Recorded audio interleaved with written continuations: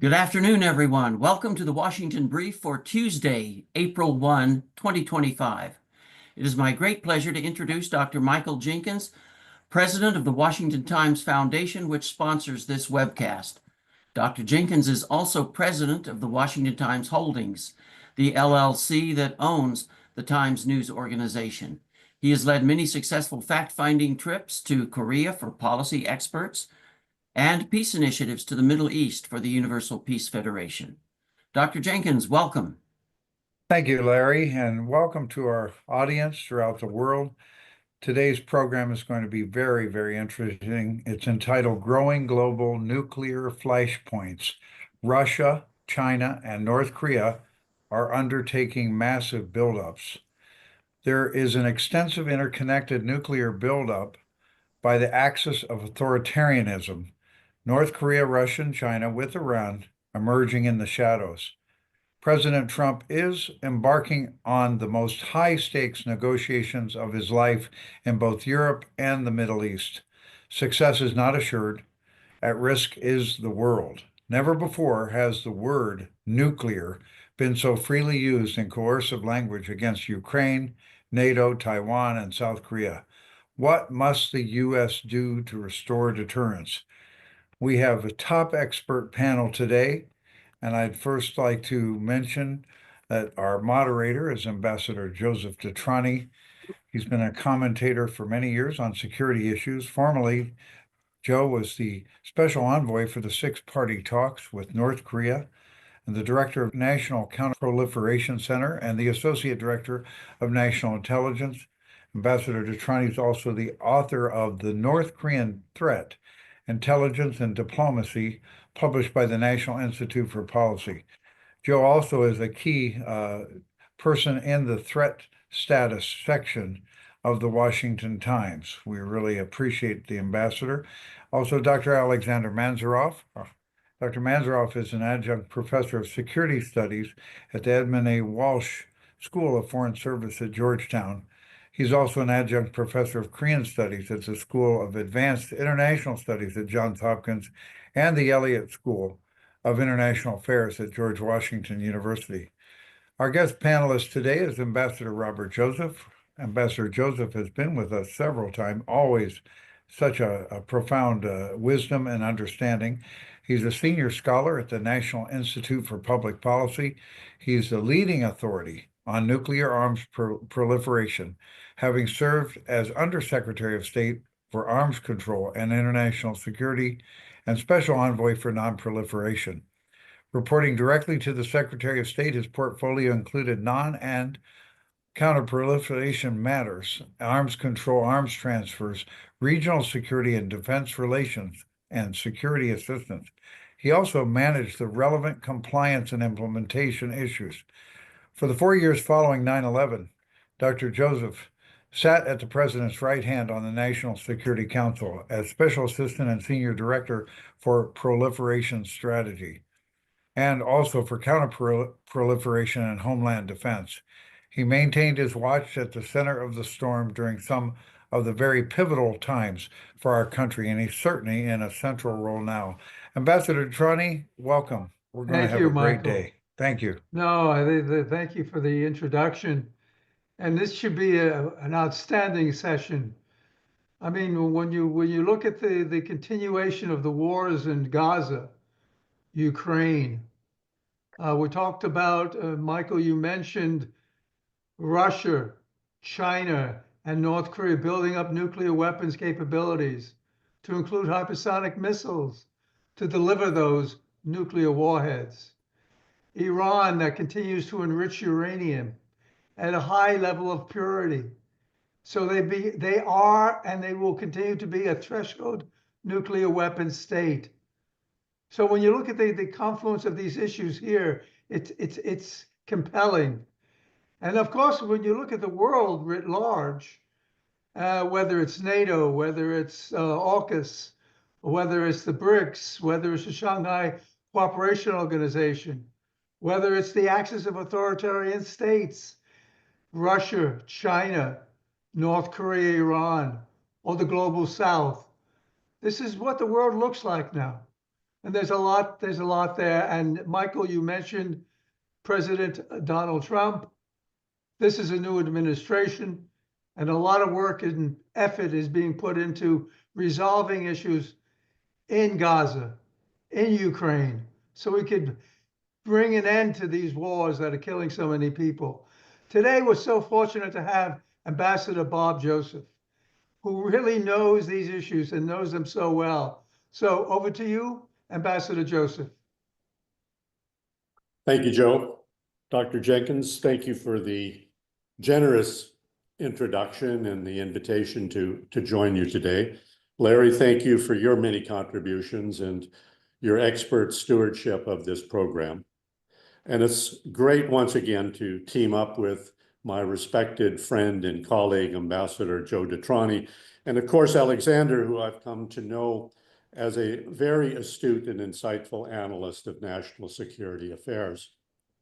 I'd like to begin our conversation by taking stock of what is happening in the nuclear field, especially the large-scale expansions of the nuclear arsenals of our principal adversaries, Russia, China, and North Korea, asking what are they doing and why are they doing it? And what do we need to do in response, from the prospect of negotiations and arms control to ensuring that we have both the offensive and the defensive capabilities necessary for deterrence and defense. For the moment, I'll put aside Iran, a virtual nuclear weapons state that is building up its enriched uranium for a possible breakout to acquire nuclear weapons.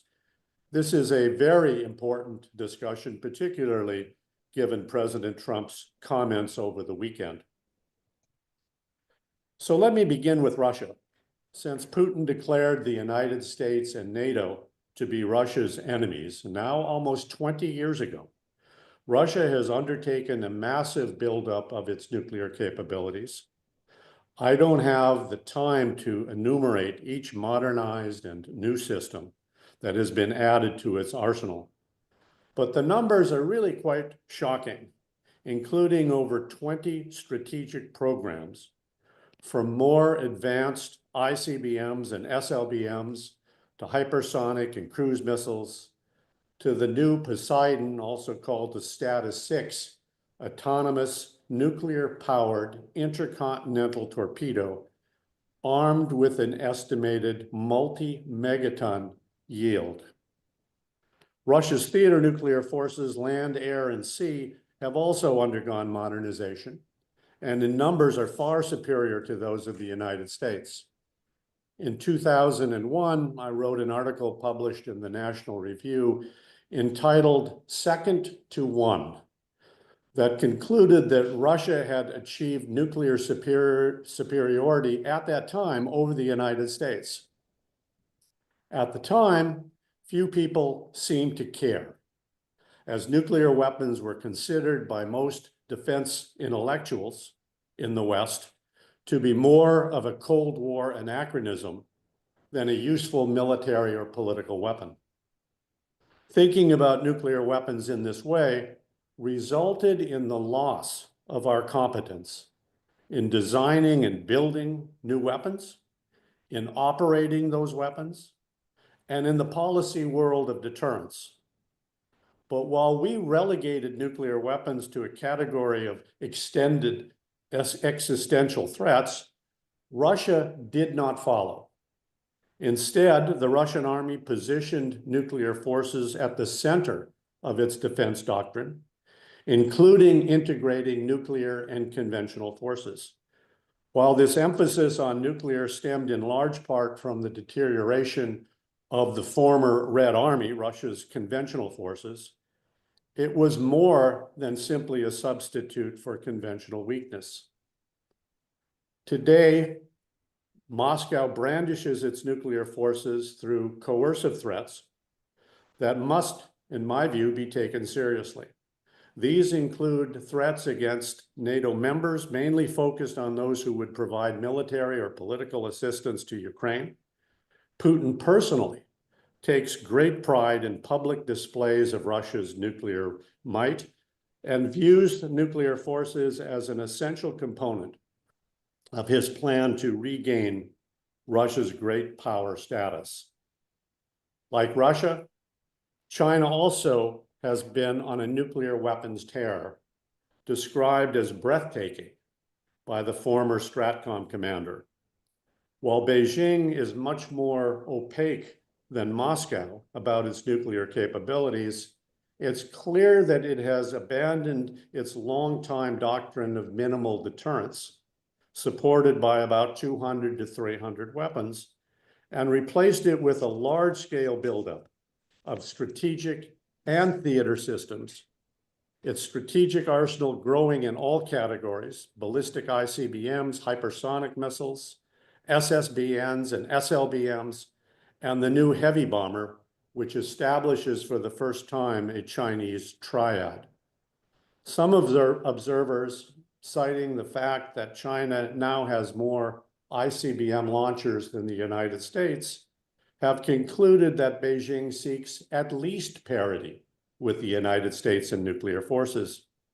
In theater nuclear forces, China reportedly already holds the advantage, possessing over 95% of the world's INF missiles, missiles capable of targeting Japan and Guam. So what does Beijing seek with its nuclear buildup? It's clearly different from Russia in that China is simultaneously expanding its conventional forces with huge year-over-year increases in all three branches of its military. Part of the focus is certainly Taiwan, as reflected in large-scale air and naval exercises that are aimed at preparing to blockade and to invade the island. But I think the goal is even more ambitious than Taiwan. The China dream of President Xi has set the goal of a fully modernized military equal to the United States by 2049. The geopolitical objective is also clear: to replace the United States as the preeminent power in the Asia-Pacific. And nuclear weapons are essential to this goal in several ways, from the tactical to the strategic. Perhaps most importantly, to deter the United States from coming to the assistance of our allies in the event of war by negating any US advantage in escalation. With North Korea, we have another major nuclear buildup, a threat to the United States, to our allies, and to the global non-proliferation regime. Joe and Alexander have followed the Norse nuclear program since its inception in the 1990s, if not before.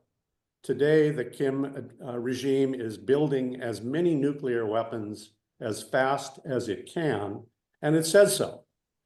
A RAND study, now more than 2 years old, estimated that by 2027, Pyongyang could have as many as 200 nuclear weapons or more, potentially more than the UK and France. And 2027 is the blink of an eye from now. The North is also aggressively expanding its strategic and tactical delivery systems. Advanced mobile ICBMs, hypersonic missiles, and even a newly reported submarine capable of launching nuclear-armed missiles, perhaps in an effort to display to us a secure or retaliatory strike capability against the American homeland if the US uses nuclear weapons first. As with Russia and China, we need to ask, why is the Kim regime investing so much in its nuclear program?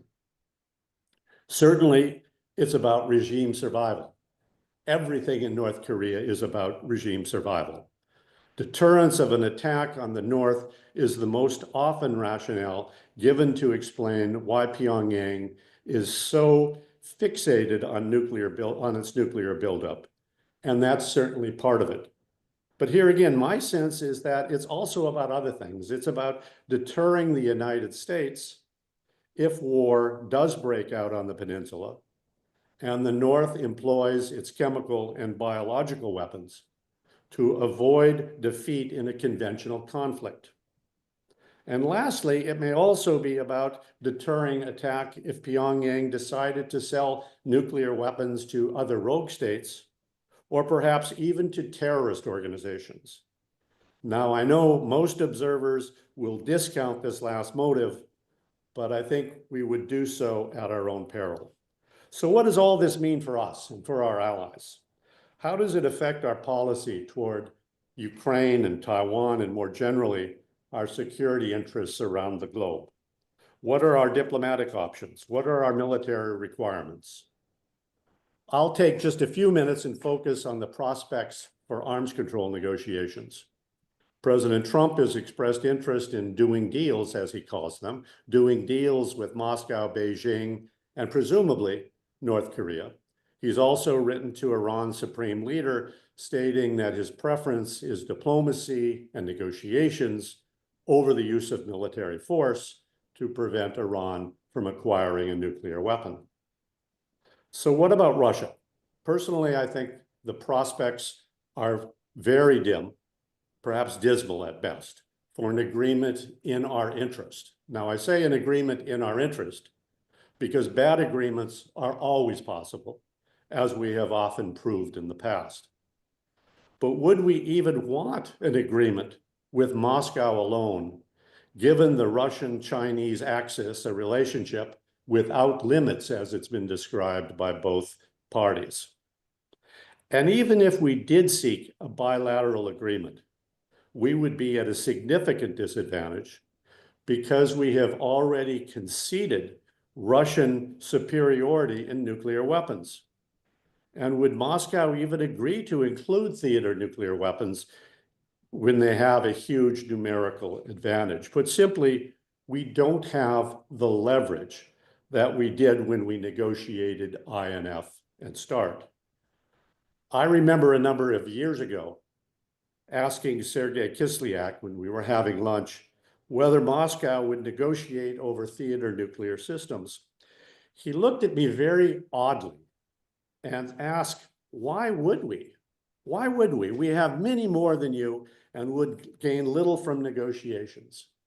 Once again, he was thinking only about what's in it for Russia, which, by the way, is always the case with Russian negotiators. Perhaps we could learn from that, but that's another story. The prospects for negotiations with Beijing and Pyongyang are even bleaker in my opinion. Both have flatly said that they are not interested as a matter of policy with China and as a matter of law with North Korea, which has included in its constitution the requirement to expand its nuclear weapons to the maximum as fast as can be done. Yes, policy and constitutions can change overnight in countries like China and North Korea. But again, I ask, where's the leverage to force a change? President Trump is the negotiator in chief and may be able to find a way forward to achieve agreements in our interest. As I think the president himself would say, we will see. So if arms control agreements are not plausible or likely, what should be our priorities to meet the nuclear threats we face?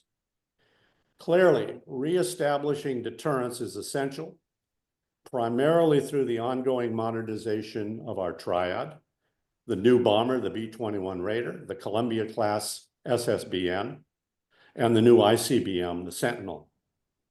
As the Congressional Strategic Posture Commission pointed out last year, these capabilities are essential to the greater task facing us. For the first time, deterring not just one major adversary, but two, perhaps even aligned together.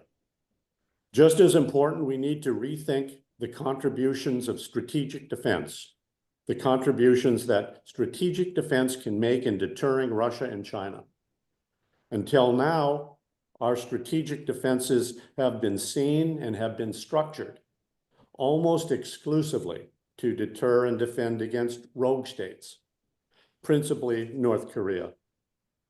One consequence of the changes in Russian and Chinese nuclear forces and doctrine is a steady rise in coercive threats from Moscow and Beijing, focused in particular on countries that offer military or political support to Ukraine and Taiwan.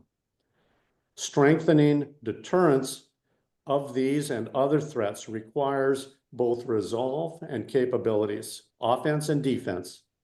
The Trump administration has been working to reestablish the credibility of US resolve after the Biden years of backing down from taking specific actions based on their expressed fear of escalation.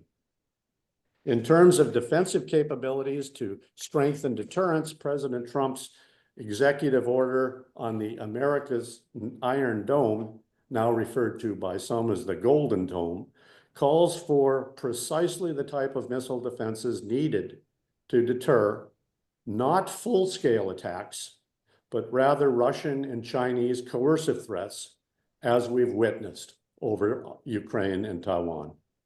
The goal is not an impenetrable shield, but rather the ability to intercept enough missiles to undermine the attacker's confidence that he can succeed in a limited attack. For Russia and China, this capability can only come from space-based interceptors that are today affordable and technologically doable.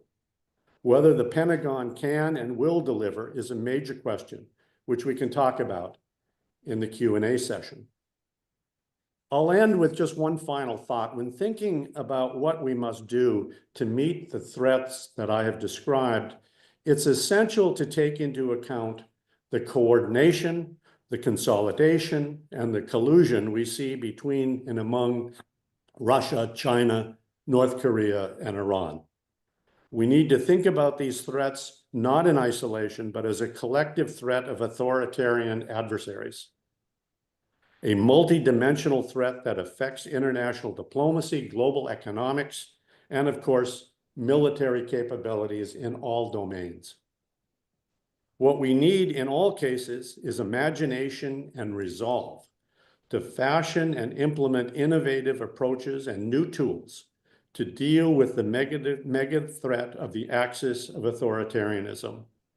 This is an evolving and expanding threat that will require new strategies, new capabilities, and I believe most important, determination and leadership on the part of the United States. Thank you. Well, thank you, Bob.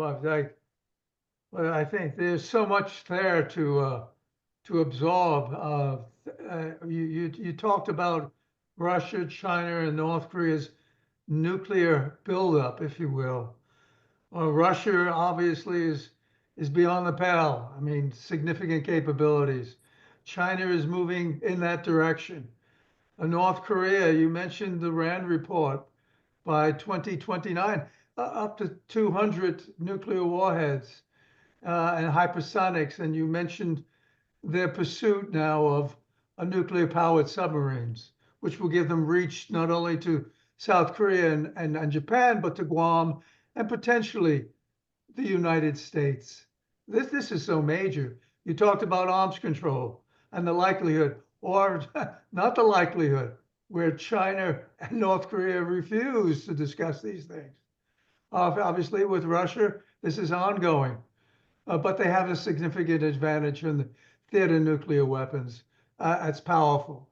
And then you talked about, I believe, strong case for missile defense, not only deterring, but defending this country from an attack from one of these states, authoritarian states, and this axis of authoritarian states. So there's so much to unpack, and I'll look to Dr. Mansourov to start this discussion, because there's a lot here that we really need to get into. Dr. Mansourov. Yes, thank you, Ambassador. Ambassador Joseph, what an amazing overview of the challenges which the United States is confronting now in light of the exponentially growing nuclear challenges from what you call the axis of authoritarianism, or CRINCS, China, Russia, Iran, North Korea. There's a new abbreviation out there, CRINCS, not BRICS, but CRINCS. Again, it's an amazing portrayal of all the difficulties which we'll face and challenges. But what I heard from you saying, in light of again, growing nuclear arsenals in Russia, in China, in North Korea. I mean, Iran, you set it aside, kind of leaving the question mark there. But the impression I got is that the era of diplomacy is dead. You suggested we need to contain China's breathtaking growth of its nuclear capabilities. Obviously, the United States has been waging a hybrid war against Russia on multiple fronts, despite the recent new developments there with ceasefire attempts. Again, the United States is seriously contemplating regime change in Iran. Again, if diplomacy, once it started, fails in North Korea, maybe we'll go down that path as well. It sounds to me like the era of diplomacy has come to an end, at least in your analysis. And I mean, you said it, and I quote, please correct me if I got it wrong, that the arms control agreements are not plausible or likely. And I want to kind of push you a little bit on this one and ask you this question about the arms control, strategic arms control talks, the prospects for those. Because as you know, the New START agreement will come to an end in February next year, so less than a year left. In general, I'm curious about your thoughts, whether it's a good or bad idea to extend it, whether it's doable or not, let alone you know, how hard it may be, and whether you know, we should put any faith in future, in current negotiations about the future arms control, the strategic arms control arrangements. Again, it's a very complex issue, very difficult issue. You mentioned China's angle there. The Russians talk about British and French angle. I mean, the North Korean angle is out there as well. Again, just over the weekend, the Department of Energy announced its plans to modernize the US nuclear arsenal, not to expand, but to modernize, kind of hopefully bringing it a little bit closer to where the Russian nuclear arsenal appears to be these days. So again, my question is simple. Do you think that strategic arms control negotiations are desirable, even though you don't believe that any agreements which we might reach are likely or plausible? And if they're desirable, then would it put any more pressure on the ceasefire talks with Ukraine? Because obviously, if the ceasefire talks collapse, that would close the window of opportunity to discuss other contentious issues with Russia as well. As you said, President Putin believes the United States and NATO are the enemies of his country, aiming to impose a strategic defeat on Russia. So why would they want to put any curbs on the nuclear arsenal if that's the case? Again, if we don't reach a ceasefire agreement. So again, your thoughts about the prospects for strategic arms control talks, and whether we should go beyond next February and extend the current New START treaty, or maybe negotiate a new treaty altogether in this regard. Over to you, Bob. Okay, thank you. Alexander, thank you. Those are very important questions. Let me take them one at a time. I would not argue that the era of diplomacy is over. Diplomacy remains a very important tool in our tool chest. Now, the focus of diplomacy, I think, must shift, because I do believe that the traditional notion of arms control, the Cold War concept of arms control, is at an end. And I think we need to redesign, repurpose diplomacy and negotiations, again, to achieve agreements in our interest. We don't need, I would argue, another START agreement or the extension of New START. The Soviets, now the Russians, violate those arms control agreements in any case. And Putin has declared that Russia will no longer be bound by New START. So to me, whether or not we extend New START is not an interesting issue. My concern is always that we will get locked into complacency by believing that we have effective arms control in place when in fact we don't. And there are multiple examples of that I'm sure you, Alexander, are very familiar with. Just think of the Biological Weapons Convention, which ignited the Soviet Union's biological weapons program. It grew exponentially, to use your word, it grew exponentially after we signed an agreement with the Soviet Union to ban biological weapons. That's just one example. In terms of costs, no question that modernizing, recapitalizing, whatever word you want to use, to improve, not just extend, but to improve the capabilities of our triad, of our bombers, of our heavy bombers, of our ICBM force and SSBN and SOBMs. It's very expensive, but it's very critical. And it does represent only a small percentage of the Defense Department budget, a much smaller percentage today than it did in the Cold War, a much smaller percentage. But we must do it because it's essential for deterrence. And you have to ask yourself, what are the costs if we don't do that? How do you measure the cost of the loss of credibility because you failed to have the capabilities in place that are necessary? And believe me, our opponents, as you know, whether it's Moscow or Beijing or Pyongyang or even Tehran, look at our capabilities. They listen to what we say, but they also look at what we do. And what we do, I would argue, is more important. So I believe it's very important to modernize. And I think modernizing our strategic homeland defense is absolutely critical. And as I said, I believe the technology is in place for a space-based capability, not just sensors, but also shooters or killers or interceptors. And I think we need as a matter of the law of physics, I am told, we need to have that capability in order to deter, strengthen deterrence, and defend against the type of coercive threats that I mentioned.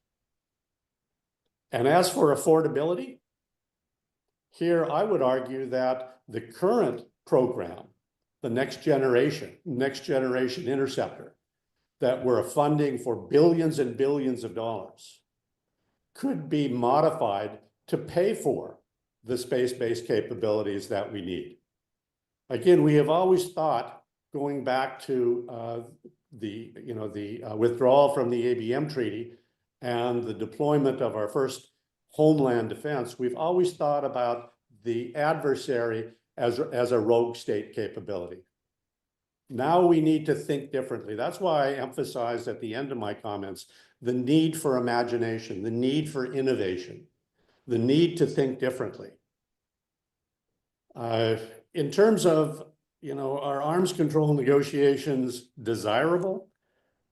I think Diplomacy is desirable and indispensable, but it has to be focused on what is achievable and what is in our interest. I mentioned in my comments that President Trump is the negotiator in chief. He's going to be looking at this not through the Cold War prism, because that's not part of his experience, but in an entirely different way. Whether that will be successful or not, because he certainly would like to have agreements with Iran, and he's even called for strategic reductions with Russia and China. He'd love to get those. He would like to have that. But whether he will be successful or not, I don't know. Because, as I said, we don't have the leverage anymore. And unlike the United States in the past, which thinks about arms control as really a universal good, Russia, China, North Korea, Iran think about their own interests and think about undercutting US interests around the globe. For them, it's a zero-sum game.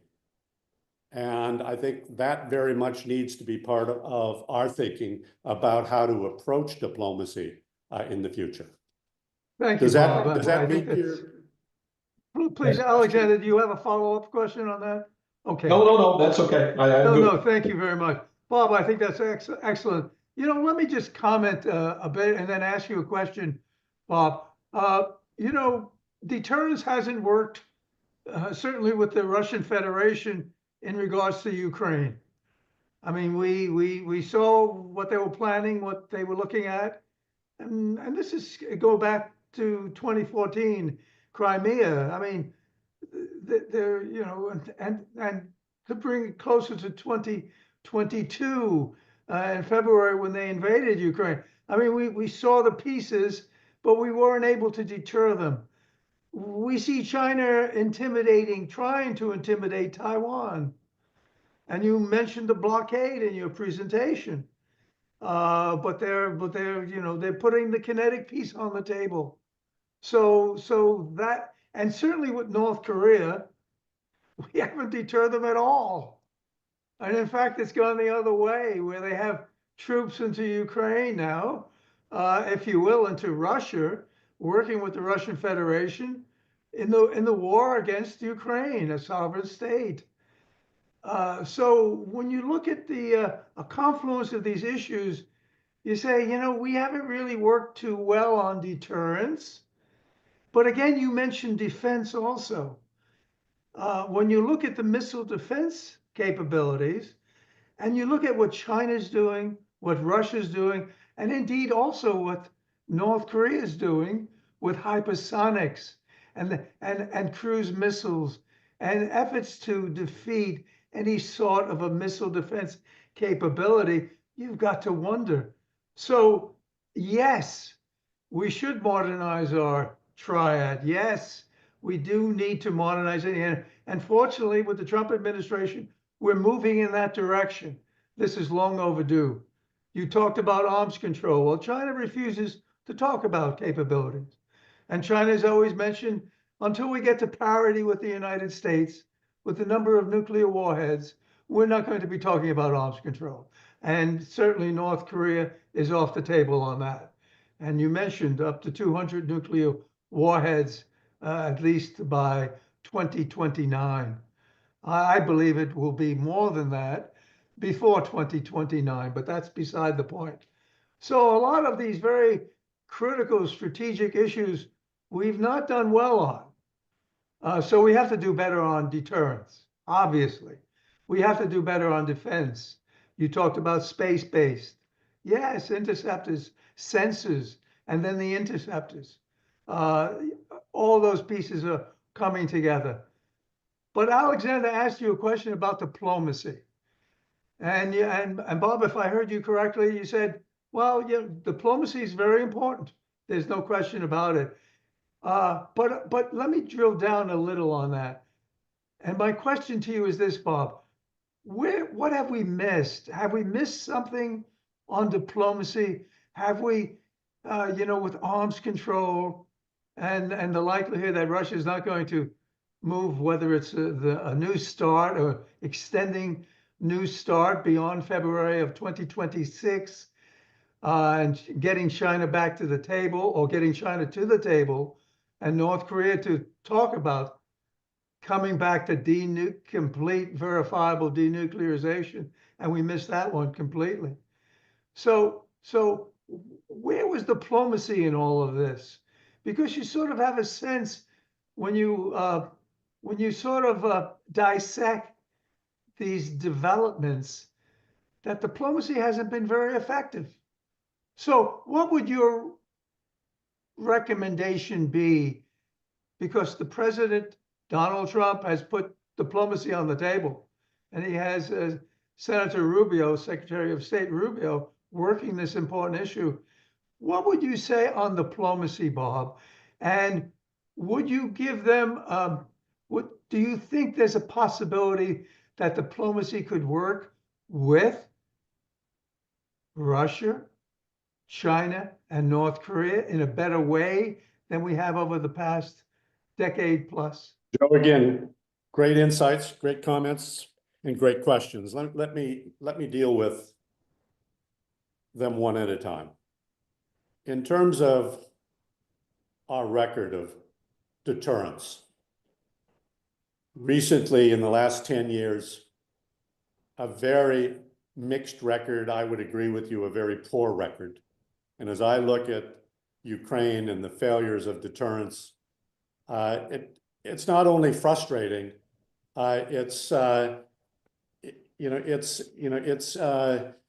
indication that we have lost our way. We've lost our way both about thinking about deterrence and implementing deterrence. You mentioned first in 2014 and the failure of deterrence. Joe, I'll never forget, I took a trip to Europe in December of 2013. And I was working on industry issues associated with defense. And I went to US headquarters for the European Command. And as you know, the deputy there is really the person day to day. And I had lunch with the deputy and his political advisor, someone that had worked in the world of arms control and I had known for a long time.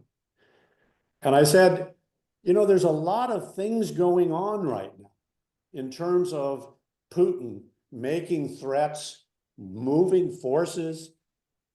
I said, what are we doing to strengthen deterrence so that he doesn't move against Ukraine? And you know what I was told? I was told Putin wouldn't dare to do that. He wouldn't dare to do that because of the political and economic sanctions that would be placed on him. So it's a failure, I think, of understanding Putin. Because Putin, from my own experience, sitting in meetings with Putin, is someone who thinks about power, exclusively almost about power. And here we are in terms of the European Command, and this was later repeated by SAC-EUR in Mons. Russia won't move because of political and economic concerns. You talk about mirror imaging. You talk about the failure to put yourself in the, in the place of your adversary. Well, there it was, as clear as day. Fast forward to 2022. We have this horrific debacle in Afghanistan, and what's the message? What's the message to Putin? What's the message to Xi? What's the message to Kim Jong-un and the Ayatollahs? It's that the United States is weak, and this is an opportunity for us, and that translates into a failure of deterrence. So yes, it's frustrating, but hopefully we can take a lesson from this. Hopefully we can learn. There's not a whole lot of learning, as you know, and Alexander knows, not a lot of learning in this process. But hopefully when our failures as stark as they have been with Ukraine, hopefully we can learn. In terms of missile defense and your question about hypersonics and all of the advanced capabilities, Well, that puts even more emphasis on going to space, because it's only through space interceptors that you can get a boost phase intercept. And that, I think, is a force multiplier. And it allows you to deal, again, not to build an impenetrable shield, but to undermine the confidence in the attacker of a coercive type attack, not a full-scale attack, but you're forcing the attacker to think that he's got to go larger and larger, which risks a strategic exchange. And it's that way that you think about sort of strengthening deterrence. In terms of diplomacy, and this is an open question. What have we missed? Well, we've missed a lot. Okay, we've missed a lot, I think, again, by thinking about the problem in the wrong way, by mirror imaging, by not understanding that the adversaries that we're faced think differently than us, have different values than we do. But as I said, diplomacy is an absolutely essential component of our tool in our tool chest. It's absolutely important. What do we need to do? Well, we need to focus on our alliances, in my view. We need to focus on the uncommitted to try to bring them to our side and to support our policy. And in terms of adversaries, I think we need to lay out clear red lines for their behavior. And at the same time, my view, we need to look for those areas in which our interests intersect and where we can cooperate. We cooperated with Russia, Joe, you will remember, on building the coalition against nuclear terrorism, the global, coalition against nuclear terrorism. That's something that Kislyak and I worked together. And it wasn't that the US and Russia were in perfect harmony, but it was, here is an area where we're both concerned and where we can work together. So I'm all for working together with Russia and even China, where we can find interests that intersect. I think the number of those areas is decreasing almost to the point of a null set, because we're now locked in this dynamic in which Russia and China, as well as, of course, Pyongyang and Tehran, think about this, as I said, as a zero-sum game. If it benefits the US, it detracts from their interests. If it hurts the US, it enhances their interests. So there's not a lot of opportunities today, but that doesn't rule out that there may be some, or there may be some in the future, and that we should use diplomacy to try to identify what those are. Thank you, Bob. That's excellent. Thank you so much. Please, Alexander. Okay, thank you, Ambassador. Both ambassadors, actually, for your insights. I'd like to talk a little bit about that failure of imagination, which Ambassador Joseph highlighted. Yes, we may disagree on the reasons for the Ukrainian conflict, whose deterrence actually failed. I mean, but we live in America, and we will not have to go to jail for that, because we don't tout the official party line. I do believe it's NATO expansion and, Russian failure to stop it, the failure of Russian deterrence, if you wish, which may have led to the outbreak of all-out hostilities eventually. And by the way, I'm one of those who also did not expect Russian action in 2022, and not because of fear of sanctions or the failure of American deterrence, but because, again, I believe Russian and Ukrainians are one people, and that's not the way that conflict should have been sorted out. And as most Russians, actually, I differ. They feel that what happened in 2022 was long overdue, It should have happened in 2014. So again, different narratives, different stories, but we live in America, we don't have to go to jail for our disagreements. But speaking about the failure of imagination, I mean, we tend to lump together the cranks, those four members of the axis of authoritarianism. And I'm the one who actually believes that there are many more differences, profound differences between these nations and a lot of kind of pent up grievances, hidden, yes, undercover, which if we approach it right, we can actually take advantage of in our interest, as opposed to driving them together and helping them cement that axis. Just, the war in Ukraine, North Koreans are helping, but the Chinese are selling many more drones to the Ukrainian side than they're selling to the Russians, to great chagrin of the Russians that want the Chinese to stop that, and yet nothing happens. So again, the failure of imagination, in my opinion, is about our inability to think how we can flip Russia, how we can flip North Korea, how we can flip Iran, and basically use those nations to advance our own interests vis-a-vis our paramount near peer competitor, and that is China. I mean, President Nixon succeeded in the 70s in flipping China and basically realigning it during the Cold War, an ideological war, decided to stand on our side in that conflict. Iran, as you know, I mean, if you travel to Iran, you would know that this is a country very confused, very conflicted about its priorities, about the needs of its people. It's on the cusp. It's on the cusp of transformation, really, the real internal change.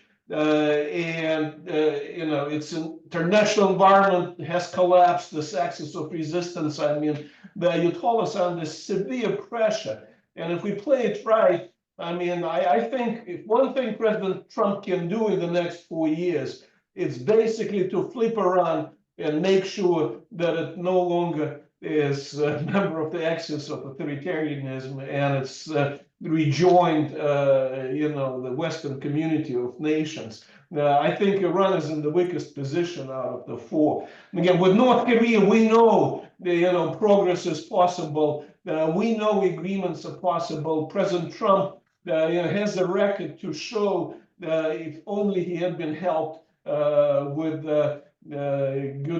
good advisors, well-meaning advisors. And with Russia, of course, nothing is moving on that line of control. I mean, the country is bleeding. I wonder whether it's for the lack of abilities and capabilities, or for the lack of political will, to be honest.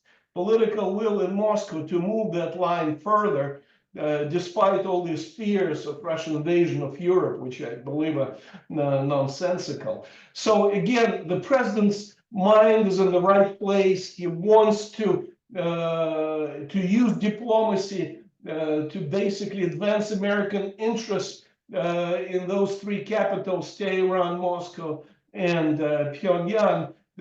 He receives positive signals. I mean, when Putin says Greenland is American business, we don't mind what the people of Greenland and America decide to do. The question is very simple. I mean, what are those imaginary pictures of the future which you imagine, Ambassador Joseph, which can bring us closer to peace in this world?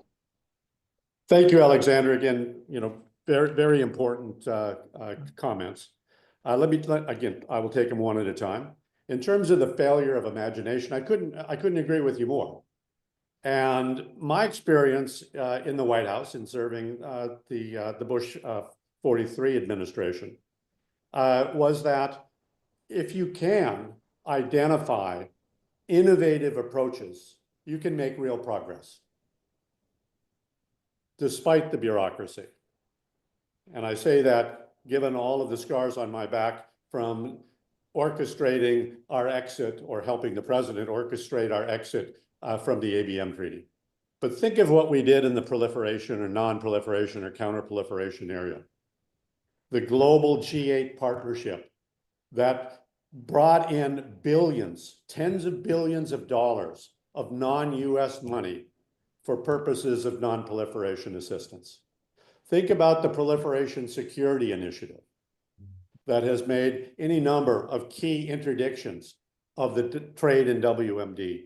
Think about, as I said before, the Global Initiative to Combat Nuclear Terrorism, which we worked with Russia. And there's others, other tools that we created in order to improve our ability to achieve our goals in non-encounter proliferation. In terms of diplomacy, you're absolutely right. Our focus should be on flipping. I'm not optimistic, but it should be on flipping the adversaries to the degree that one thinks we can do that.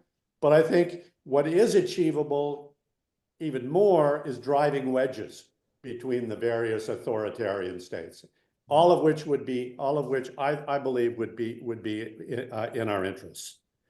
In terms of Iran, and I would include North Korea here. One thing that we haven't emphasized, yes, there's some talking points that we use, but we haven't emphasized in our policy, is the cause of human rights. Joe and I were partners in an effort on promoting human rights at the core of our North Korea policy.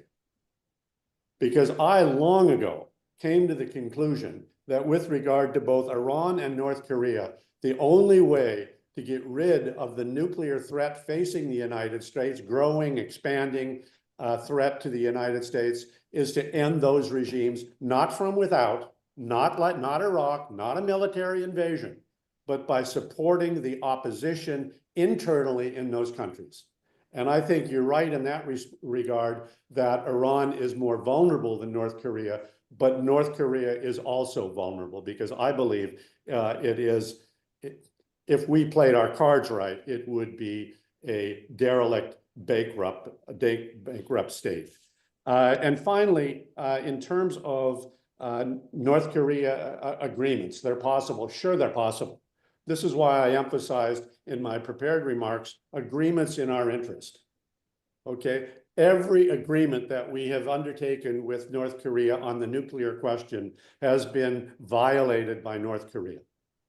Whether that's starting with the NPT, but also the agreed framework and the subsequent negotiations and agreements that Ambassador DeTrani was so instrumental in achieving. That doesn't mean the end of diplomacy. It just means that if you're going to have an agreement, particularly with a country that has demonstrated time and time again, and they're not alone in this, that they're going to violate that agreement, you have to build that into the agreement itself. You have to have effective verification. You have to have effective monitoring. And I believe that that's a non-starter with these countries. But we will see. We will see where President Trump takes us. Thank you, Bob. That's an excellent response to some very good questions from Alexander. Let me ask one question and then, well, really two questions as we end this excellent session with you. One is looking at South Korea and Japan and the region and the buildup, as you so accurately described, in North Korea alone. Never mind China, because that's happening in China in an exponential way, but in North Korea, to include nuclear-powered submarines, where South Korea and Japan and maybe others would say, well, maybe we need our own nuclear weapons capability. Maybe we need to do what de Gaulle did in '62 with President Kennedy. Thank you for the nuclear umbrella, but we need our own capabilities.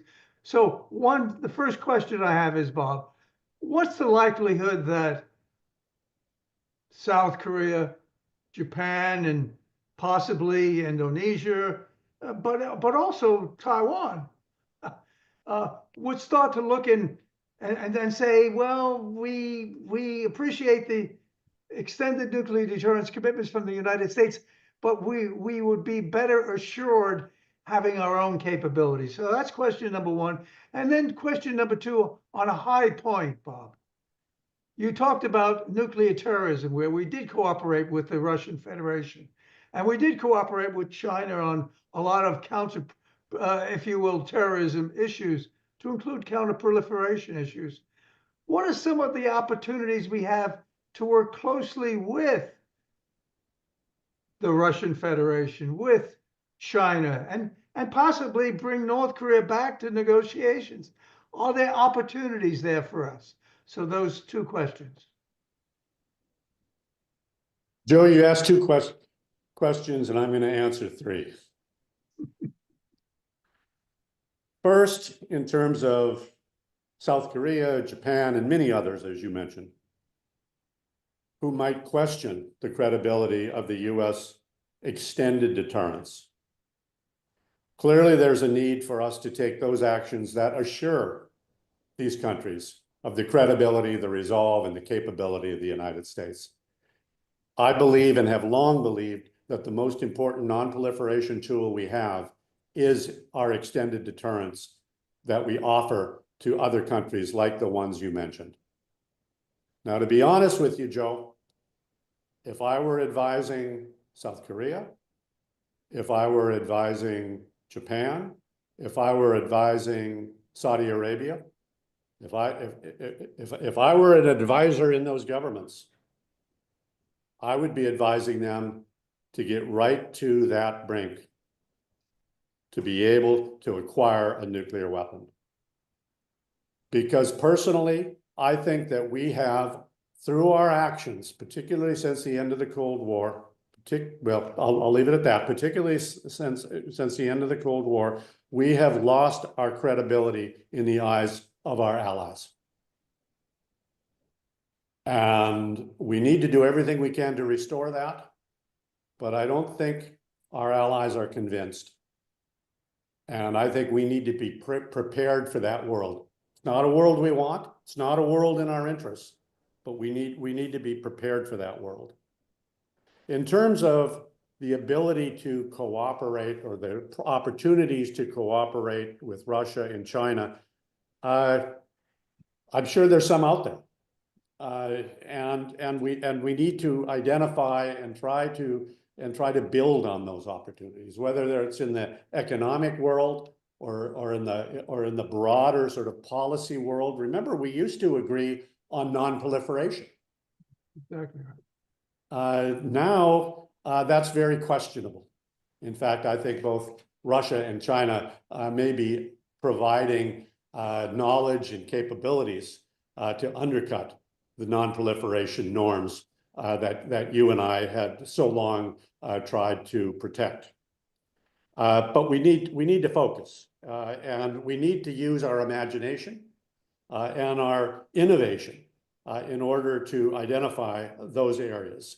But we need to do it realistically. We need to do it in a way that focuses on our true interests and the true nature of the countries that we're dealing with. Let me give you, and this is my third response, let me give you just an example of that. For 30 years, the ABM Treaty was the focus of our strategic doctrine. No defenses, because defenses would be destabilizing. We put that myth to bed in the Bush 43 administration. We need to do the same today with regard to space-based interceptors. How many people do you hear, and you heard it in the last administration, oh no, we can't militarize space. Well, gentlemen and ladies, look at what Russia's doing. Look at what China's doing. Even North Korea and Iran, they've already weaponized space. And oh, by the way, we have a space force, a military space force. So this, these out-of-date notions really have to be ended, and we have to move forward with those capabilities that we truly need, not just for our own deterrence and defense, but Joe, as you say, for extended deterrence. And that includes missile defenses. Thank you, Bob. Wow, this is Thank you. outstanding responses. Thank you so much. Dr. Jenkins, I think we just had a great exchange here with Ambassador Bob Joseph. His insights are just amazing. So over to you, Dr. Jenkins, and Thank thank you. you to the Washington Times Foundation and to the Washington Times for permitting us to have these discussions. Thank you, Ambassador DeTrani. Alex, as always, your commentary really gets us into a much deeper understanding of what is really facing the United States at this time in terms of nuclear issues. And also, Ambassador Joseph, it's absolutely so great to have you on this program. You have such depth, and your understanding is so precise, and we get so many good comments from it. I know I want to thank the Washington Times for covering the Washington Brief. I know they'll be excited to really hear and to really study with us your recommendations. Ambassador DeTrani, you are kind of the center of stability and deterrence and dialogue. So I really am grateful for this program. And I want to thank Chris Dolan at the Washington Times and the threat status team that's doing a great job right now. That's become the most popular section of the Washington Times. And Joe is playing a key role there. And Ambassador, we'll be inviting you also, along with Dr. Mansourov, to write more for that. And do videos too. We're having a tremendous impact on educating and sharing with and also learning from the key chairman of the committees on the Hill, as well as all the people in Washington on Intel. Thank you to everyone for this great program, and we look forward to seeing you every month on the first Tuesday. Thank you. Thank you. Thank you very much. This webcast is pre-recorded.